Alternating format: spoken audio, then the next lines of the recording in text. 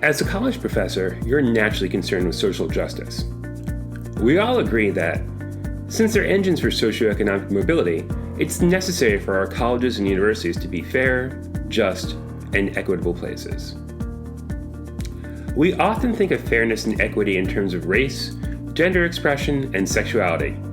What we don't often think about is socioeconomic justice in the classroom. To some degree, this is because we expect college students to fit a certain mold, one that replicates the social habits, or habitus, of the middle or upper middle class dominant culture. Here's what socioeconomic inequity might look like in your classroom. A student keeps their camera and or microphone off because they don't want you to see they live in a small, crowded apartment with members of their extended family.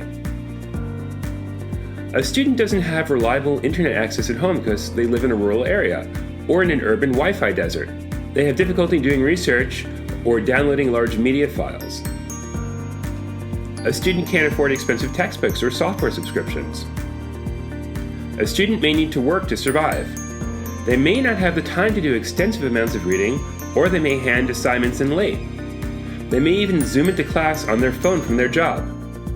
Taking an unpaid internship in their field is out of the question. A student needs to travel home on weekends or even during the week to help their family with childcare or other tasks. They're not able to attend a required weekend lecture, conference, trip, or other extracurricular activity. A student's written work does not use standard American English. English may be their second language. Their grasp of sentence structure is weak, and they may have many malapropisms and misspellings.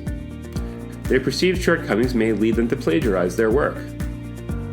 A student is facing homelessness after the dorms close for the semester, or even during the semester. The worry consumes their every waking moment. So, what can we do to make our classrooms more socioeconomically equitable? Don't require students to keep their cameras or microphones on.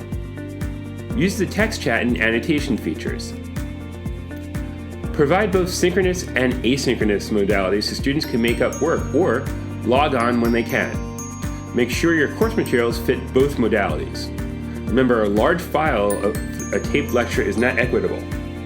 Chunk your material and provide multiple modes of representation. Do not use remote test proctoring services. Be flexible on deadlines. Use open educational resources. Familiarize yourself with the resources your campus has available for students facing emergencies and exigent needs. Learn anti-racist grading practices, such as those discussed by Aseobi Inoue. Provide space for students to use multiple forms of expression to show their mastery. Remember that the purpose of universities has long been to reproduce the elite. To achieve true social equity, we need to disrupt these practices.